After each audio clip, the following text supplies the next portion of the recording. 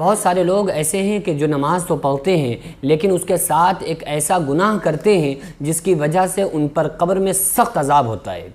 وہ گناہ اکثر و بیشتر لوگ کرتے ہیں لیکن انہیں معلوم نہیں ہے کہ اس چھوٹے سے گناہ کا اتنا بڑا عذاب ہے۔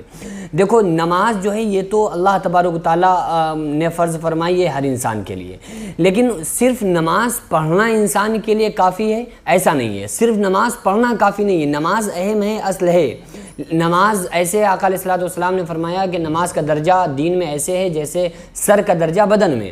نماز فرشتوں کی محبوب چیز ہے، انبیاء کی سنت ہے، اس سے معرفت کا نور پیدا ہوتا ہے، دعائیں قبول ہوتی، رزق میں برکت ہوتی، ایمان کی جڑ ہے، بدن کی راحت ہے، دشمن کے لیے ہتھیار ہے، نمازی کے لیے سفارشی ہے، اور قبر میں روشنی ہے، اور قبر کی وحشت میں دل بہلانے والی ہے، قیامت کے دن دھوپ میں سایہ ہے۔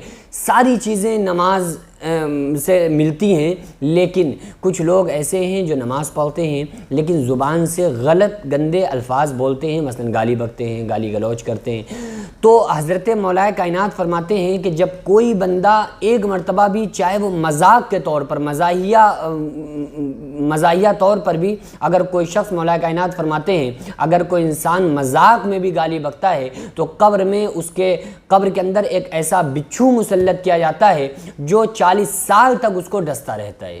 تو اس لیے بہت سارے لوگ حاجی ہیں، نمازی ہیں اور زکوٰۃ بھی ادا کرتے ہیں، لیکن گالی گلوچ، گفتاری، یہ جو گندے الفاظ بولتے ہیں تو ان کو یہ گندے الفاظ بولنے سے بچنا چاہیے، ورنہ قبر میں نماز جو چھوڑنے کی سزا ہے تو اس سزا سے تو انسان بچ جائے گا کیونکہ نماز پڑھنے والا ہے، لیکن اور جو گناہ کر رہے ان گناہوں سے ان گناہوں پر اس کی بہت سخت پکڑ ہو سکتی ہے، کیونکہ حقوق اللہ میں سے اہم ہے نماز۔ تو حقوق اللہ کو تو ادا کر رہے، لیکن حقوق العباد جو ہیں، بندوں کے حق، بیویوں کے حق، بچوں کے حق، دوستوں کے حق، عزیز کے حق، اقربا کے حق، ماں باپ کے حق، تو ان حقوق کی اگر کوئی شخص پامالی کرتا ہے تو پھر اس شخص کو اس کی سزا ضرور ملے گی۔